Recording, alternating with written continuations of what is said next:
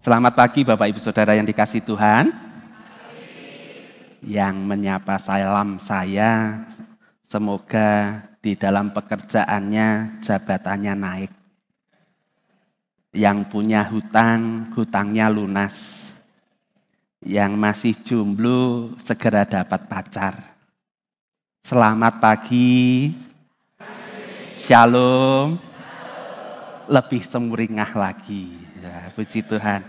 Terima kasih atas kesempatan yang diberikan kepada saya pada pagi hari ini untuk boleh menyampaikan firman Tuhan. Bisa tidak sedikit menggemakah suaranya? Terlalu menggema yang di ini. Ya.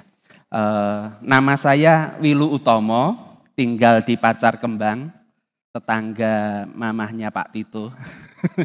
Dan melayani di Gereja Baptis Indonesia Betania, dan mengucap syukur pada pagi hari ini bisa bersama-sama dengan Bapak Ibu Saudara ambil bagian di dalam penata layanan di dalam ibadah minggu pagi hari ini. Dan ini menjadi satu kasih karunia tersendiri yang Tuhan percayakan dalam kehidupan saya secara pribadi. Sebagai pengkhotbah tamu diberi kesempatan berapa jam untuk berbicara? Ada batasan waktunya enggak, Pak? Berapa? 45 menit. Baik, dimulai dari sekarang ya, Pak? Dimulai dari sekarang. Baik, terima kasih. Siapa yang pada pagi hari ini di dalam ibadah raya bawa Alkitab? Enggak ada? Enggak ada? Enggak apa-apa, enggak dihukum kok, enggak ada hukuman. Siapa yang bawa HP? Ada enggak yang bawa HP? Semua bawa ya? Enggak ada yang bawa ya? Enggak ada yang enggak bawa kan? Semua bawa? Saya ingin mengajak Bapak Ibu Saudara, HP saya taruh, minta maaf.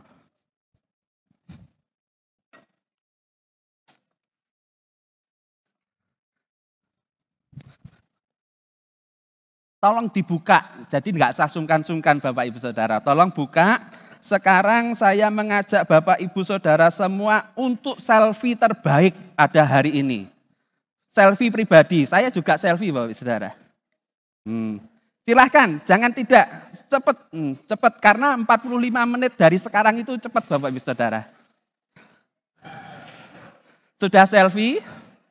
Sudah semua? Sekarang ajak sebelah kanan dan kirinya untuk selfie. Kalau enggak mau digeret ya. Ayo selfie mbak aku, kapan meneh gitu ya. Saya juga selfie dengan Bapak Ibu Saudara.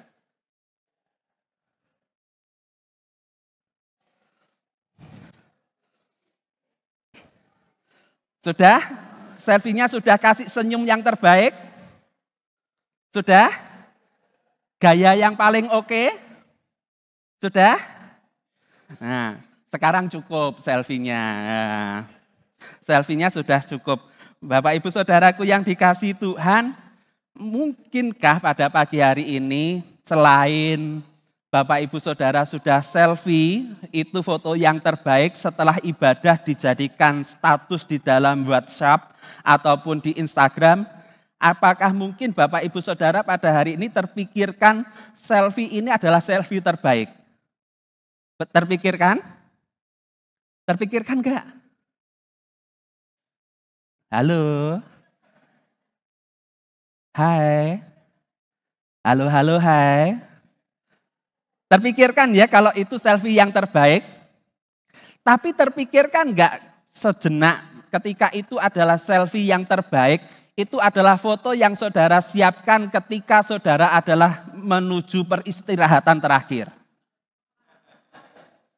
Loh benar loh Bapak Ibu Saudara, ketika tim Parungkit Layon atau perawat jenazah itu menyediakan melayani kita semua, pasti ditanya, ada enggak foto Bapak yang terbaik? Benar enggak? Ada enggak foto Ibu yang terbaik mau ditaruh di depan peti? Mungkin hari ini adalah foto yang terbaik bagi kita semua. Pak tadi sudah ngajak bertawa, bercanda, tapi kok sekarang ceritanya kok serem toh Pak, gitu kan? Nah, Bapak Ibu Saudaraku yang dikasihi Tuhan, ketika mana slide-nya? Enggak ada ya, belum ditampilkan kah? Oh ya. Nah, Bapak Ibu Saudaraku, tadi saya juga selfie ya. Nah, ini istri dan anak-anak saya, Bapak Ibu Saudara. Ketika kita tadi mencoba untuk selfie, pertama itu malu-malu, ketika dipaksa mulai buka senyum, ketika ngajak temannya dipaksa sedikit agak antusias dan tidak lagi malu-malu, ada yang gini, ada lagi yang menyonyom gitu kan. Itu merupakan satu aktivitas yang antusias, satu aktivitas yang penuh gairah, satu aktivitas yang kita lakukan dengan canda dan tawa. Harapannya apa Bapak Ibu Saudaraku yang dikasihi Tuhan? Next.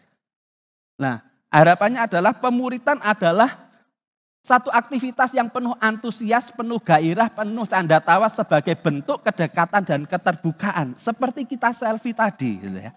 Enggak ada malu-malunya, semua bergaya, semua bisa menyatakan senyum, enggak mau ditarik, digeret, ayo toh kapan lagi selfie dengan saya gitu kan. Bapak Ibu Saudaraku yang dikasihi Tuhan, ini harapannya. Ketika kita semua boleh melakukan satu pemuritan, atau aktivitas pemuritan, atau gerakan pemuritan, kita itu penuh antusias, penuh semangat.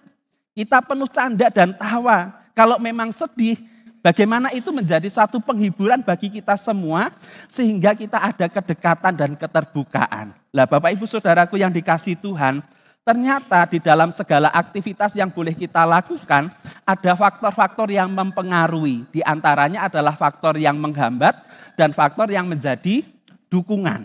Next. Nah, yuk kita baca sama-sama yuk. Saya katakan pemuritan, Bapak Ibu Saudara melanjutkan di kata berikutnya. Pemuritan? Pemuritan? Pemuritan, saya mau, saya bisa. Di dalam segala aktivitas yang boleh kita lakukan, di dalam kegiatan-kegiatan yang boleh kita jalani, ada faktor yang mempengaruhi, yaitu faktor yang mendukung dan juga faktor yang menjadi penghambat. Menjadi faktor penghambat. Nah, faktor yang menjadi penghambat itu mempengaruhi kegiatan kita berjalan dengan sesuai rencana atau tidak. Faktor yang menjadi penghambat itu akan mempengaruhi apakah aktivitas yang kita lakukan itu sesuai dengan tujuan atau tidak. Nah, ternyata Bapak Ibu Saudaraku yang dikasihi Tuhan, di dalam faktor-faktor di dalam pemuritan itu ada faktor-faktor yang menjadi penghambat. Yang sifatnya itu bukan eksternal. Yang sifatnya itu internal di dalam diri kita secara pribadi. Ya. Yang menjadi faktor penghambat dalam menjalankan pemuritan itu ternyata adalah faktor internal yang muncul dalam kehidupan kita secara pribadi. Nah, kegagalan dalam pemuritan terjadi karena adanya faktor internal, bukan eksternal. Faktor internal lebih berpengaruh dibanding kendala-kendala teknis yang sedang terjadi di lapangan. Kalau kita menemukan kendala teknis di lapangan, biasanya kalau kita sudah komitmen dalam satu kegiatan, itu dicari solusinya. Mudah kok menemukan solusinya. Ketika itu kendala teknis. Tetapi kalau itu kendala internal di dalam kehidupan diri kita secara pribadi, itu sulit. Apa saja? Yuk kita lihat bersama-sama. Apa saja yang menjadi kendala? Yang pertama apa? Alasan. Yuk katakan pertama bersama-sama. Faktor yang mempengaruhi atau kegagalan dalam pemuritan yang pertama apa? Alasan. Ada istilah saombo-ombone alas, itu masih luas alasan. Ya, seluas-luasnya alas. Tahu ya Pak, alas itu tahu ya. Tadi saya konsultasi sama Pak Eka, katanya banyak yang nggak bisa bahasa Jawa. Tapi alas tahu ya Bapak Ibu Saudara ya, hutan. Seluas-luasnya alas, seluas-luasnya hutan, itu masih luas alasan. Nah, itu realita dalam kehidupan kita. Alasan adalah kendala utama yang menjadi penghalang dalam pemuritan secara internal dalam kehidupan kita. Banyaknya alasan akan sangat mempengaruhi pelaksanaan dalam pemuritan itu. Kalau setiap anggota pembina mengungkapkan alasannya masing-masing, Itu beraneka macam Bapak Ibu Saudaraku yang dikasihi Tuhan. Dan setiap di antara kita, aktivitas-aktivitas yang kita jalani, itu punya alasannya masing-masing. Dan alasan yang paling klasik yang kita temui itu apa? Sibuk. Ya, sibuk.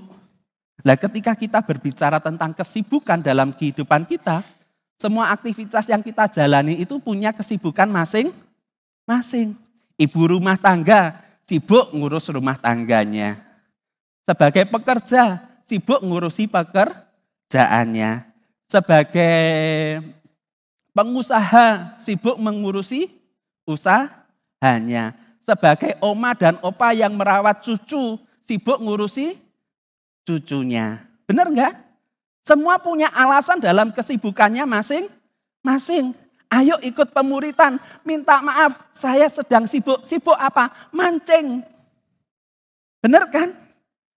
Semua punya alasan secara pribadi-pribadi ketika menyatakan saya sibuk.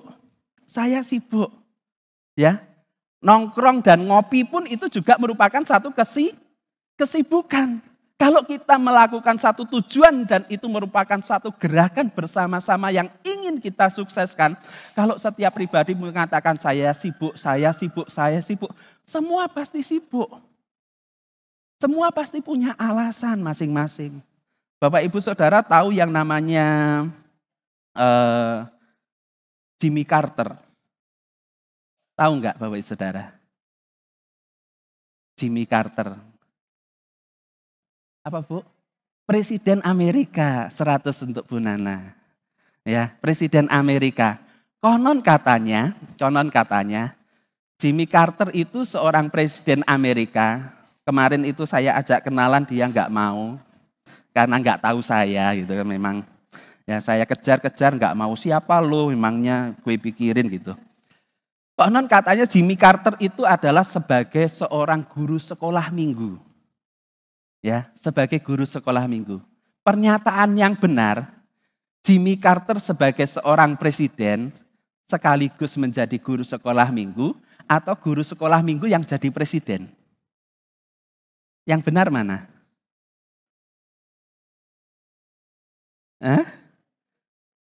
Jimmy Carter adalah seorang guru sekolah minggu tapi sekaligus juga menjadi presiden.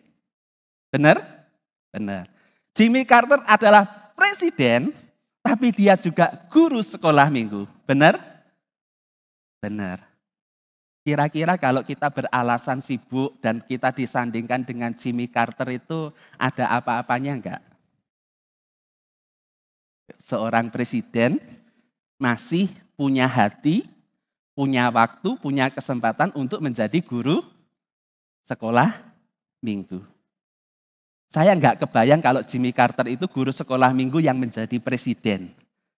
Mari rakyatku semua, ayo kita buka Alkitab kita bersama-sama, kita akan adakan pemuritan.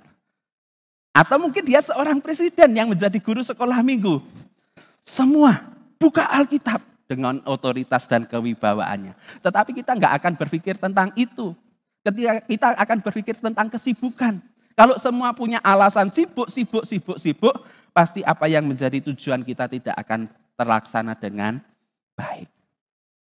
Bapak Ibu Saudaraku yang dikasihi Tuhan, bukankah ketika kita punya kesibukan yang meninggi, yang selangit sibuknya, namun kita masih memikirkan pemuritan, memikirkan pekerjaan Tuhan, bukankah itu menjadi keteladanan pribadi dalam kehidupan kita? Amin. Amin. Kok rasanya terhakimi gitu Bapak Saudara. Rasa-rasanya semua punya alasan sibuk masing-masing. Ya, gak apa-apa. Yang kedua apa? Kendala usia. Yang kedua apa? Sering di gereja manapun kita menemukan alasan kendala usia. Ayo Pak, kita terlibat ini dan itu. Ayo Mas, kita terlibat ini dan itu. Ayo Mbak, kita melakukan bersama-sama. Sering kita menemukan adanya alasan, aku masih muda. Gak mau, aku terlalu muda. Biarkan yang lebih berpengalaman dulu yang lebih utama atau maju dalam melakukan. Atau mungkin sebaliknya, oh aku sudah tua, genti sing nom-nom biar maju untuk melakukan itu semua. Betul? Ya. Terkadang itu kita temukan dan ternyata itu adalah kendala yang kita temui dalam pemuritan. Ya. Itu yang kita ketemui. Persepsi tentang usia, terkadang kita terjebak dalam itu semua. Kita berpikir, biar yang muda-muda saja yang boleh melakukan. Saya tak di belakang layar. Sudah waktunya saya di belakang layar. Nah ternyata Bapak Ibu Saudaraku yang dikasihi Tuhan, dikisahkan di dalam Alkitab ada seorang muda yang ingin mengikut Tuhan. Memiliki kehidupan yang lebih baik dalam kehidupannya. Ia sudah melakukan ini dan itu. Tetapi ada satu bagian firman Tuhan mengatakan, Tuhan Yesus mengatakan, jualah apa yang ada padamu dan ikutlah aku. Bagaimana respon anak muda tersebut? Sedih hatinya. Sedih hatinya. Apa artinya Bapak Ibu Saudaraku yang dikasihi Tuhan? Mungkin banyak anak-anak muda yang punya antusias dan semangat dalam melayani. Tetapi berbicara tentang hati, berbicara tentang komitmen, berbicara tentang bagaimana ketika mereka menghadapi masalah dan tantangan, butuh yang namanya pendampingan dari senior-senior yang ada. Butuh uluran tangan dari para senior untuk bisa kembali bangkit dan melayani. Atau mungkin kita mengatakan, minta maaf, biar yang muda-muda saja. Aku kan sudah tua, gantian. Yang tua tak duduk manis. Pertanyaannya, ketika masa muda, prestasi apa yang dibuat untuk gereja ini? Apa yang sudah dilakukan ketika masa muda dan kita mengatakan saya sudah tua, biarkan yang muda-muda saja. Hal-hal apa yang sudah kita lakukan sebagai generasi-generasi yang sudah lanjut sebagai bentuk kemajuan di dalam pemuritan. Betul? Itu renungkan dalam kehidupan kita secara pribadi, lepas pribadi. Dan bukankah Tuhan Yesus mengatakan di dalam Matius pasal 18 ayat 3, ya, lalu berkata, aku berkata kepadamu sesungguhnya jika kamu tidak bertobat dan menjadi seperti anak kecil ini, kamu tidak akan masuk dalam kerajaan surga. Terkadang kita terbelenggu dalam usia, dalam faktor usia. Aku masih muda atau aku sudah terlalu tua. Yang berikutnya terjebak dalam masa lalu. Yuk kita baca bersama-sama. 1, 2, 3. Terjebak dalam, ya, Bapak Ibu Saudara minta tolong. Tengok apa yang ada di depan Bapak Ibu Saudara. Barisan yang paling depan tentu nggak bisa melihat apa yang ada di depannya. Gitu. Sudah melihat apa yang di depannya? Apa? Pak Eka bisa melihat belakangnya Mas Yosua. Apa Pak yang dilihat Pak?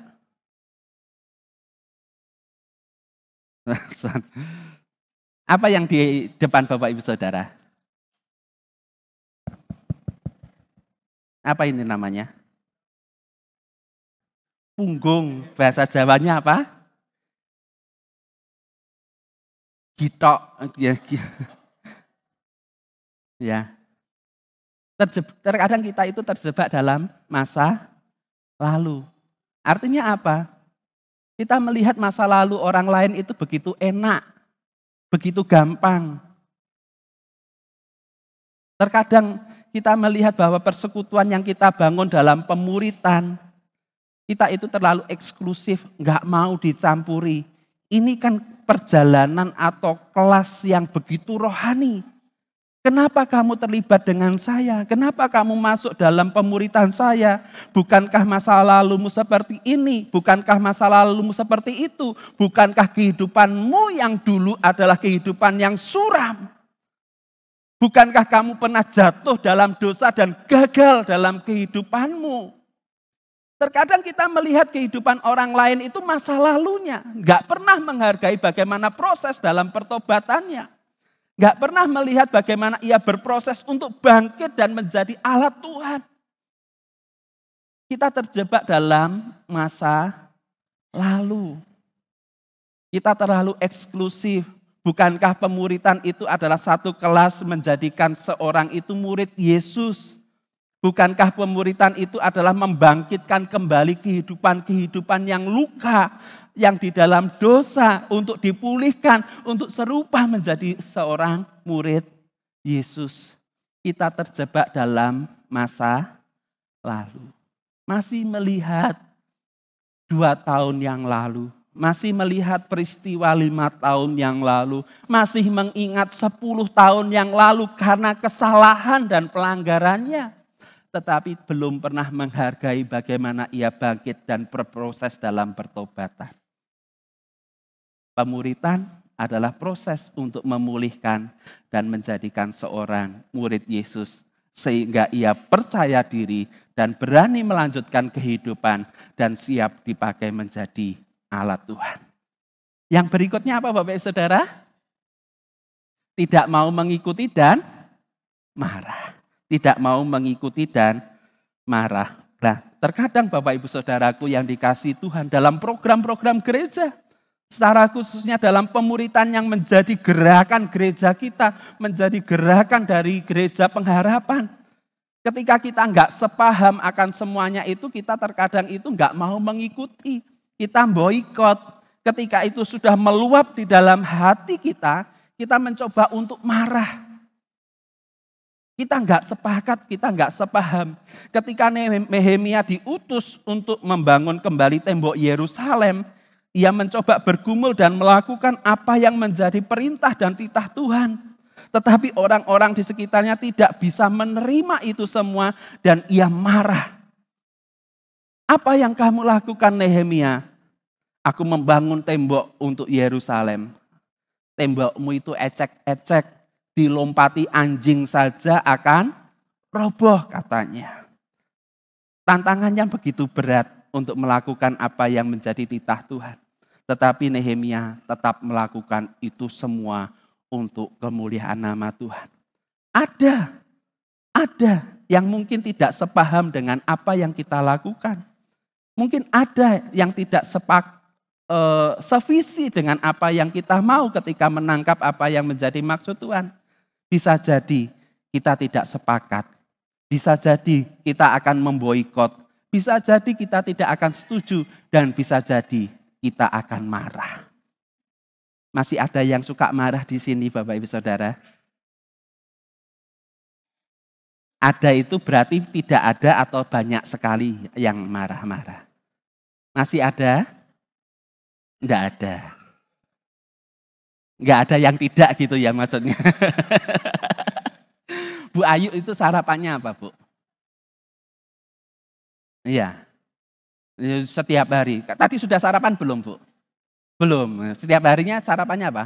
Nasi. Pak Eka sarapannya nasi. Bu Nanan sarapannya buah. Enggak ada yang kembang telon ya. Nah ternyata Bapak Ibu Saudaraku yang dikasihi Tuhan, dalam sebuah keluarga itu ada seorang ibu yang sarapannya itu Senen. Tahu enggak maksudnya Senen? Pagi-pagi itu sudah diseneni terus. Bukan sarapannya hanya diseneni, siang pun makan siang pun ya juga diseneni. Menurut psikologi keluarga, kalau sedang berdiskusi yang sengit dalam kehidupan rumah tangga, harapannya itu tidak diketahui oleh anak-anak. Kalau sedang marah itu lebih baik itu di dalam apa? Kamar. Satu ketika ada seorang ibu itu yang sarapannya Senen. Diseneni terus. Makan siang, yo diseneni terus sama suaminya. Sampai malam hari itu diseneni terus. Lah suatu ketika, karena kebiasaan bapaknya itu marah-marah, berdiskusi di dalam kamar. Marah. Berdiskusi di dalam kamar. Mengungkit-ungkit masa lalu. Masalahnya sepele, kenapa hari ini saya tidak dibuatkan kopi, padahal saya pengen ngopi. Masalahnya apa? Tidak dibuatkan kopi. Tapi ujung-ujungnya sak ponaane, sak mbae, sak dulure itu disangkut semua. Masalahnya apa? Kopi. Loh, ya kan? Ada suami ngomong, diam saja. Coba perhatikan kalau suami ngomong, telinga istrinya panas memerah, dia enggak tahan. Keluarlah dia di meja makan di ruang tengah dari kamar. Lihat, ada suami ngomong enggak mau didengerin, tambah pergi. Harapannya itu biar ada suasana yang longgar, ada anak yang dengar, malu. Nah, diam saja toh, enggak mau dengerin. Kalau ada suami ngomong itu dijawab. Bapak Ibu Saudara kebayang kalau suami marah, ibunya jawab apa yang terjadi? Tambah rame. Ibunya enggak tahan, akhirnya pindahlah di teras. Di teras. Dengan harapan kalau suaminya marah-marah, ada tetangga yang lihat akan malu.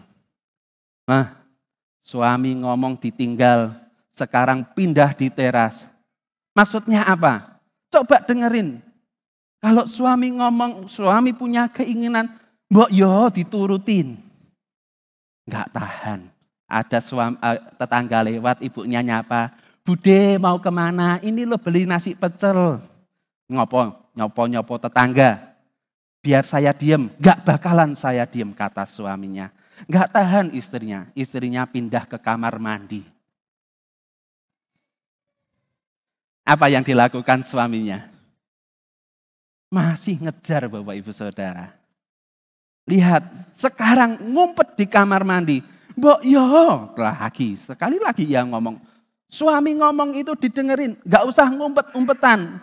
Masih denger, kamu ngapain di kamar mandi? Suaraku juga masih bisa nembus kamar mandi. Aku akan tetap marah dengan sikapmu hari ini yang tidak membuatkan saya kopi. Ibunya di dalam kamar mandi itu sambil gosok kamar mandinya. Srek, srek, srek, srek. Bapaknya agak tenang dikit. Ternyata istriku kalau dimarahi tambah sregep, tambah rajin.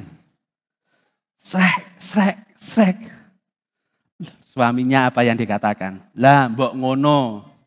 Kalau ada suami marah itu bersih-bersih. Kan aku seneng, gitu kan? Kan aku seneng melihat semuanya bisa tambah dan kelihatan bersih. Istrinya di dalam tambah banter gosoknya. Srek, srek, srek, srek. Suaminya dari luar, ya kalau gosok kamar mandi jangan lupa klosetnya juga digosok gitu kan. Istrinya ketawa kepingkal-pingkal di dalam. Dia juga sambil gosok klosetnya. Yang dipakai gosok adalah sikat gigi suaminya. Masih ada yang suka marah-marah di sini? Kalau ada program gereja yang nggak sepakat, masih adakah yang marah-marah? Hati-hati, nanti ada yang main ke rumah Bapak Ibu Saudara, nginep di rumah Bapak Ibu Saudara, dan berada di kamar mandi cukup lama. Dan ia akan cari sikat gigi mana yang Bapak Ibu Saudara pakai. Bapak Ibu Saudaraku yang dikasihi Tuhan, 4 perkara ini menjadi penghalang dalam kegagalan dalam pemuritan. Yang pertama apa? Suka beralasan. Yang kedua, kendala usia. Yang ketiga, terjebak dalam masa lalu. Yang keempat, tidak sepaham dan suka marah. Nah, mari coba kita menetralisir ketika ini menjadi kendala dalam kehidupan kita untuk suksesnya sebuah tujuan dalam kehidupan bergereja. Mari kita mencoba menetralisir, mencoba untuk menurunkan ego, menurunkan apa yang menjadi keinginan secara pribadi untuk terciptanya sebuah pemuritan yang sehat, sebuah pemuritan untuk pemulihan, sebuah pemuritan untuk menjadikan murid Yesus. Mari coba kita lakukan itu semua. Bapak Ibu Saudaraku yang dikasihi Tuhan, mari kita katakan pemuritan saya mau, saya bisa. Pemuritan? Pemuritan? Puji Tuhan. Yang kedua, kita perlu melakukan dengan kerelaan. Next. Pemuritan. Yuk, yang kedua kita baca bersama-sama. Pemuritan. Sekali lagi, pemuritan. Matius pasal 28 ayat 16 sampai 20 sering disebut sebagai amanat agung. Tetapi kalau saya boleh memberi judul, lebih tepatnya adalah pesan terakhir yang utama. Ini adalah pesan terakhir yang utama yang disampaikan oleh Tuhan Yesus kepada murid-muridnya. Ayat 18 sampai 19 mengatakan, Yesus mendekati mereka dan berkata, kepadaku telah diberikan segala kuasa di surga dan di bumi. Karena itu, perintah Tuhan, karena itu pergilah jadikanlah semua bangsa muridku dan baptislah mereka dalam nama Bapa dan Anak dan Roh Kudus. Ayat ini berbicara kepada murid-muridnya pada saat itu ketika Tuhan Yesus akan terangkat ke surga. Tetapi di sisi yang lain, kita sebagai anak-anak Tuhan mendapatkan pesan, mendapatkan wejangan daripada Tuhan. Ada satu pesan yang harus kita lakukan untuk menjadikan semua bangsa murid Tuhan. Menjadikan semua bangsa adalah murid Tuhan. Dalam ayat ini memberikan petunjuk dalam kehidupan kita sebagai orang-orang Kristen masa kini untuk siap melakukan pemuridan. Bapak Ibu Saudaraku yang dikasihi Tuhan, next. Jika kita dewasa rohani, kita hendaknya sepakat. Sepakat untuk apa? Sepakat untuk memuridkan. Terkadang kita enggak mau disebut sebagai bayi-bayi rohani. Ketika usia kita sudah bertambah, ketika kita tidak lagi anak-anak, ketika kita sudah bisa melakukan segala sesuatu dengan sendirinya, kita enggak mau disebut sebagai orang yang memiliki atau mengalami satu situasi yang disebut bayi rohani. Kita mengatakan aku sudah dewasa, aku sudah beranjak dewasa. Pertanyaannya, kalau saya sudah dewasa, maukah kita melakukan pemuridan, mengadakan pemuridan? Kalau kita sudah merasa saya sudah dewasa rohani, sudah sepatutnya dalam kehidupan kita untuk melakukan pemuridan. Dan kita memuridkan. Tetapi di sisi yang lain, kalau kita dan jikalau kita belum dewasa rohani, sudah sepatutnya kita rela untuk dimuridkan. Kita siap untuk menjadi murid Tuhan Yesus. Mengikuti petunjuk dan arahan, berproses bertumbuh menjadi seorang murid Tuhan Yesus. Kita siap dimuridkan. Namun pertanyaannya adalah jangan terus merasa nyaman dalam kehidupan kita ketika kita berada dalam pemuridan dan dimuridkan terus. Perlu ada panggilan, perlu ada komitmen. Kapan ya saatnya bagi saya untuk memuridkan? Kunci berjalannya pemuridan adalah memiliki kerelaan untuk melakukan pemuridan. Kita nilai diri secara pribadi. Dengan kapasitas kita, dengan pengetahuan yang kita miliki, dengan pengalaman rohani, dengan pengalaman kehidupan kita dalam menyelesaikan pergumulan permasalahan dalam mengikut Tuhan, sudahkah saya dewasa dalam rohani? Kalau kita memiliki satu kedewasaan rohani, sudah sepatutnya kita ambil bagian untuk memuridkan. Karena ini adalah perintah Tuhan. Pergilah. Jadikanlah semua bangsa muridku. Ini perintah Tuhan dalam kehidupan kita sebagai anak-anak Tuhan. Tuhan, aku enggak bisa apa-apa.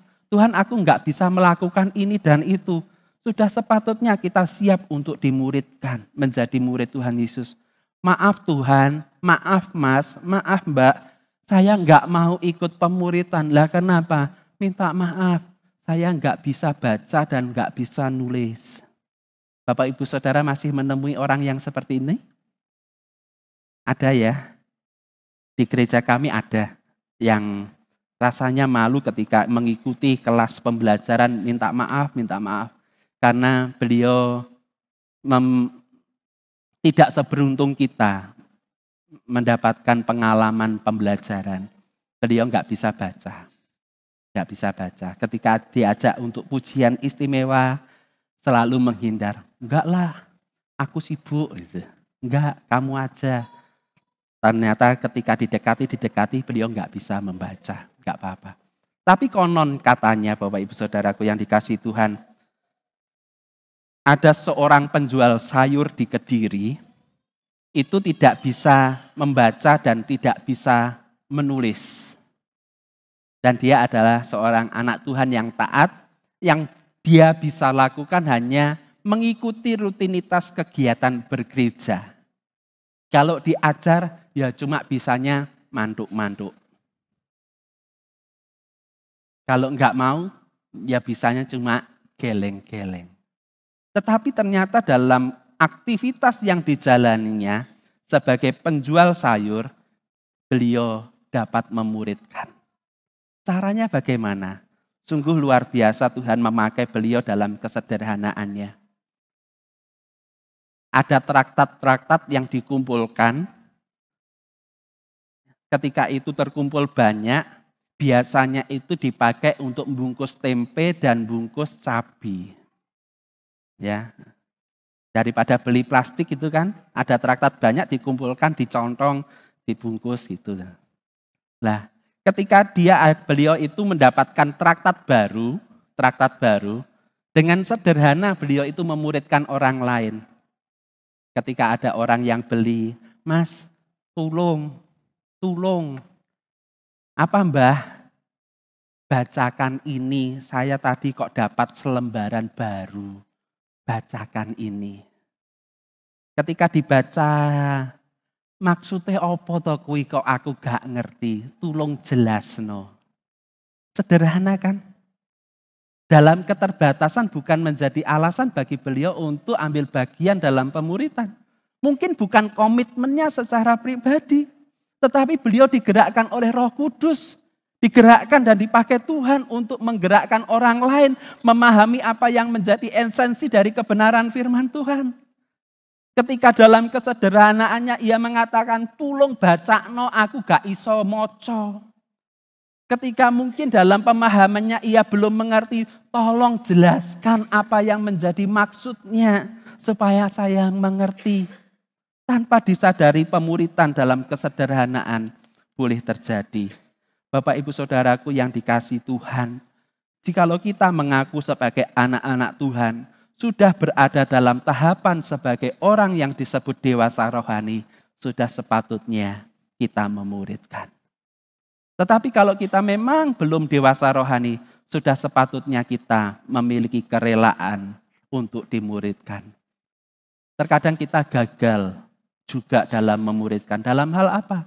Pemuritan yang efektif adalah pemuritan di tengah-tengah keluarga. Kita bisa dikatakan oke, dimanapun kita berada.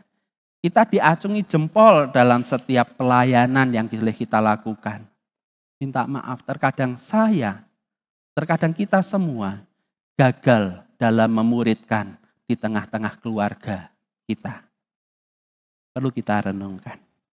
Oleh sebab itu, sebagai kepala keluarga, kalau memang kita sudah merasa dewasa rohani, ada anak-anak kandung kita yang perlu dibimbing secara rohani, sudah sepatutnya kita memuridkan mereka untuk menjadi murid Tuhan. Tetapi kalau kita memang belum mengenal Tuhan secara pribadi dan kita masih menjadi bayi rohani, muridkan saya. Next. Pemuritan?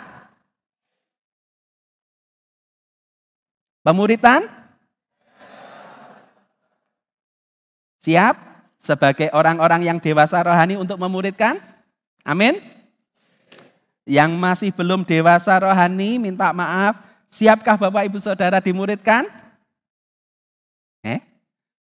Rasa-rasanya setelah ibadah ini akan pulang semua, nggak ada yang akan ikut kelas pemuritan.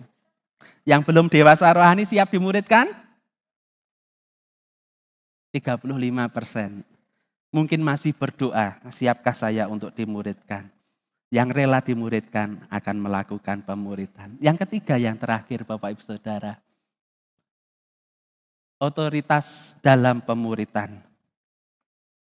Cara memelihara kehidupan bergereja adalah salah satunya pemuritan. Tentu kita enggak mau gereja kita mengalami penurunan.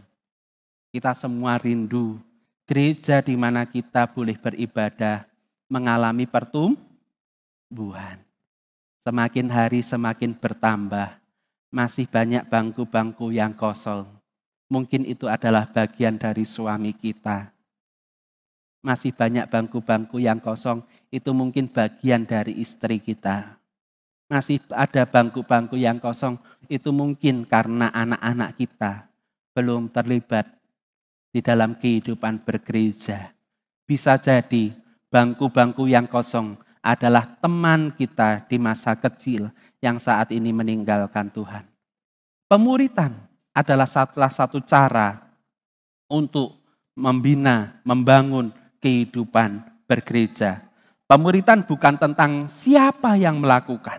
Pemuritan bukan tentang saya yang sebagai seorang mentor. Pemuritan bukan tentang saya sebagai seorang murid. Tetapi pemuritan adalah berbicara tentang siapa yang mengutus untuk melakukan pemuritan. Ya. Pemuritan adalah siapa yang mengutus untuk melakukan pemuritan. Bapak Ibu Saudara, ada yang belum kenal dengan Pendeta Bayu? Semua sudah kenal? Seandainya Bapak Ibu Saudaraku yang dikasih Tuhan. Saya itu salut dengan Pendeta Muda Bayu. Beliau sangat cerdas. Bisa menganalisa dan kebetulan memiliki ilmu psikologi yang tajam.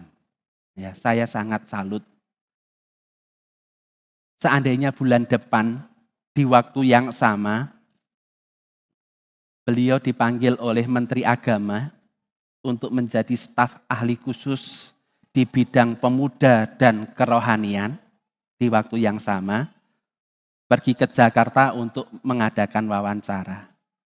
Tetapi di hari yang sama, Bapak mertua dan Ibu mertua yang ada di Batu menelpon, memberikan informasi, Mas Bayu dan Mbak Ayu tolong pulang ke Batu. Mamah kangen dan ada sedikit berkat. Bu Ayu akan pilih kemana? Mengutus Pak Bayu ke Jakarta atau pulang ke Batu?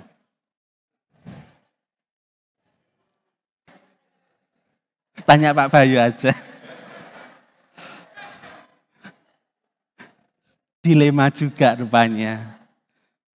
Di waktu yang sama, ada kesempatan dari Menteri Agama untuk menjadi staf ahli khusus di bagian pemuda dan kerohanian. Tetapi di waktu yang sama, Mas Bayu tolong pulang ke Batu. Mamah kangen sama Bara. Bu Ayu milih mana? Bagi dua. Bagi dua. Tentu akan berbicara siapa yang mengutus. Kalau itu kesempatan, Mas Bayu akan berbicara kepada mamahnya, Mah, minta maaf, tolong beri waktu Bayu. Mungkin dalam 3-5 hari ke depan untuk Bayu pergi ke Jakarta. Ini adalah kesempatan bagi Bayu untuk menjadi staf ahli khusus Kementerian Agama di bidang rohani dan pemuda, dan Bayu akan berbicara secara nasional di Indonesia ini. Begitu kan? Tapi beda ceritanya. Beda ceritanya kalau mamahnya Bu Ayu bilang, Mas Bayu, kalau Mas Bayu hari itu tidak bisa ke Batu, tolong kembalikan Bu Ayu kepada pabriknya. Ya. Kalau ada ultimatum seperti itu, mana yang dipilih? Pasti pergi ke Batu. Artinya apa Bapak Ibu Saudaraku yang dikasih Tuhan? Ketika kita melakukan pemuritan bukan tentang gereja. Ketika kita melakukan pemuritan bukan tentang saya sebagai mentor. Ketika kita berbicara tentang pemuritan bukan karena saya adalah orang yang paling asik di dalam komunitas itu yang selalu memecahkan suasana. Kalau tidak ada saya enggak gayeng. Bukan itu. Tetapi tentang otoritas, siapa yang memanggil, siapa yang mengutus. Kalau seandainya perintah dari Batu kepada Mas Bayu bisa ditunda, Mas Bayu akan pergi ke Jakarta dan mengambil kesempatan itu. Tetapi kalau ultimatumnya tolong kembalikan Bu Ayu kepada pabriknya. Kalau hari itu tidak bisa pergi ke Batu, pasti Mas Bayu akan pergi ke Batu dan mengabaikan perintah yang di Jakarta. Oleh sebab itu apa Bapak Ibu Saudaraku yang dikasihi Tuhan? Pemuritan berbicara tentang siapa yang mengutus kita. Bukan tentang kita. Bukan tentang asiknya dalam komunitas. Bukan tentang permasalahan-permasalahan yang diselesaikan. Tetapi berbicara siapa yang mengutus kita. Karena di situ ada urgennya, ada pentingnya, ada sesuatu yang perlu kita kerjakan. Mari kita baca bersama-sama Matius 24 ayat 12-13. 1, 2, 3. Dan karena makin bertambahnya kedurhakaan, maka kasih kebanyakan orang akan menjadi dingin. Tetapi orang yang bertahan sampai pada kesudahannya akan selamat. Perlu kita akui, banyak yang sekarang ini mulai cuek dengan orang-orang di sekitar. Banyak orang lagi yang tidak lagi peduli dengan keberadaan sekitar. Kasihnya menjadi dingin. Tetapi di sini dikatakan, tetapi orang yang bertahan sampai kesudahannya akan selamat. Kita perlu menjaga komunitas di dalam pemuritan. Karena disinilah pentingnya supaya kita beroleh kasih karunia dan keselamatan. Bapak Ibu Saudaraku yang dikasihi Tuhan, mari kita coba renungkan bersama-sama apa yang menjadi otoritas Allah di dalam pemuritan. Yang pertama Bapak Ibu Saudaraku yang dikasihi Tuhan, kita akan berbicara tentang pribadi terbesar dan teragung. Siapa yang mengutus kita untuk melakukan pemuritan? Matius pasal 28 ayat 19. Karena itu, pergilah, jadikanlah semua bangsa muridku dan baptislah mereka dalam nama Bapa dan Anak dan Roh Kudus. Siapa yang mengatakan ini? Siapa? Yesus sendiri. Yang mengutus untuk melakukan pemuritan itu berbicara tentang pribadi terbesar dan agung dalam kehidupan kita, yaitu Tuhan Yesus Kristus. Apa isi perintahnya Bapak Saudaraku yang dikasihi Tuhan? Ketika kita melihat di dalam Matius 28 ayat 19, isi perintahnya jelas. Karena itu pergilah, jadikanlah semua bangsa muridku dan baptislah mereka dalam nama Bapa, Anak dan Roh Kudus. Perintahnya adalah pekerjaan terbesar dan teragung. Bukan pekerjaan yang ecek-ecek. Bukan pekerjaan yang hanya sekedarnya untuk mengisi kekosongan waktu. Bukan pekerjaan yang hanya mengisi kegiatan gereja. Tetapi perintahnya adalah perintah yang terbesar dan teragung.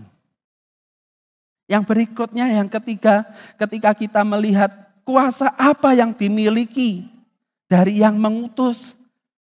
Atau kuasa apa yang kita perlukan, yang kita dapatkan sebagai pribadi yang memuridkan atau dimuridkan.